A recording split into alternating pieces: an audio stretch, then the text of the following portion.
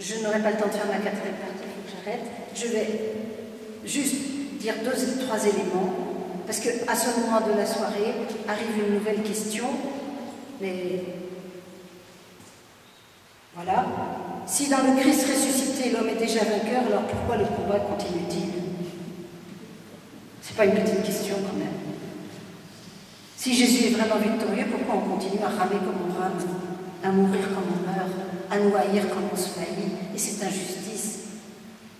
Dans l'église primitive, et venez à Poitiers, descendre dans le baptistère Saint-Jean, le catéchumène baptisé était enduit d'huile, oh pas une petite goutte d'huile sur le front, mais tout le corps, pour signifier que Satan allait glisser désormais et n'avait plus prise sur le chrétien. Satan ne pourrait plus entrer dans le baptisé.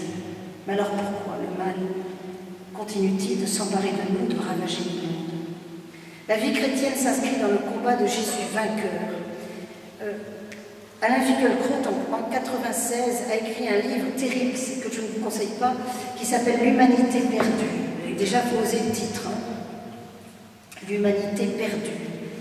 Mais dans les pages finales, il raconte que Hannah Arendt, cette philosophe, désigne par le mot « ressentiment » la disposition affective caractéristique de l'homme moderne.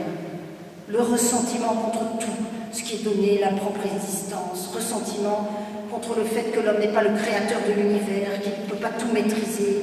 Et poussé par ce ressentiment fondamental, il proclame ouvertement que tout est permis, tout est possible. Il croit secrètement que tout est possible. Tout est possible. Cet axiome révèle la puissance dévastatrice dans les crimes perpétrés au nom de l'humanité universelle. Et tirant les leçons de cette catastrophe, Hannah Arendt affirme dans ce même texte, écoutez cela, que la gratitude est la seule alternative au nihilisme du ressentiment.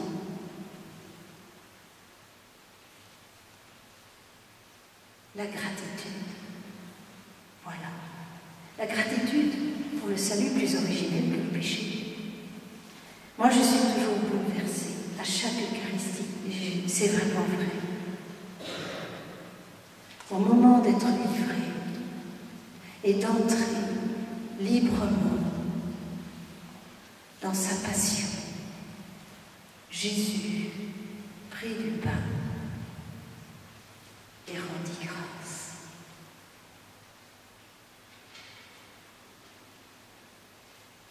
Jésus entre dans sa passion en rendant grâce.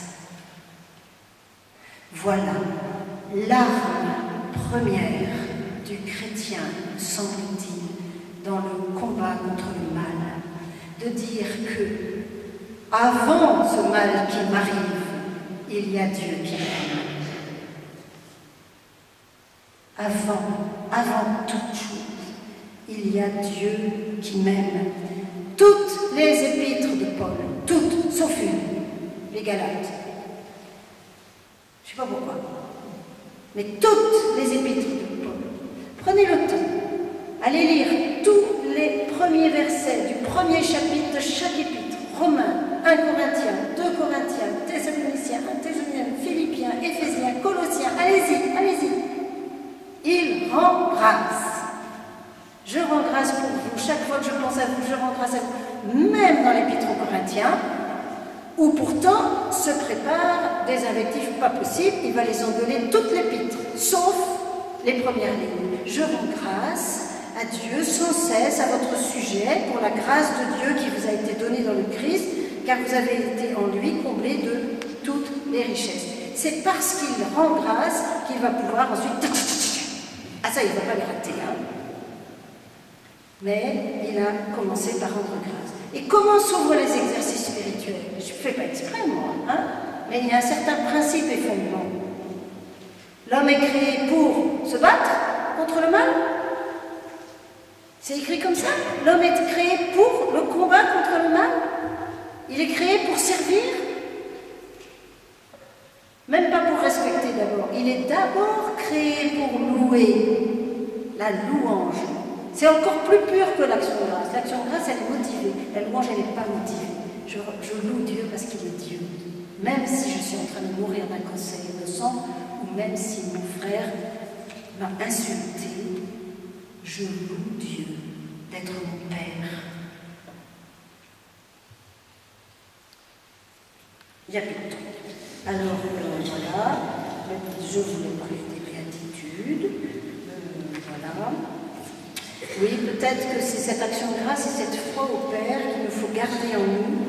Je pense à la petite Etty Illesum, dans le camp de Westerbork, qui avait compris que face au déchaînement du mal, elle qui va être déportée à Auschwitz et mourir à Auschwitz, face au déferlement du mal, elle a compris que Dieu ne pouvait plus venir en aide au peuple de la Shoah.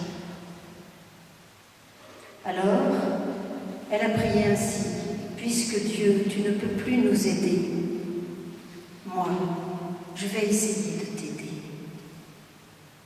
Je vais tâcher, Seigneur, au milieu de cette barbarie, de ne pas te laisser t'éteindre en moi. Préserver au milieu du déferlement du mal ce lieu de la louange. Dieu est Dieu, il n'y a pas de mal en Dieu, ni de mort. Eh bien, je vais essayer, mon Dieu, de ne pas te laisser t'éteindre en moi. J'ai eu le bonheur de faire les 30 jours avec le Père Jean Altalegoliti. Et je l'ai accompagné jusqu'au bout. Et quelques jours avant sa mort, il m'a dit, là où Jésus est écouté, le mal recule.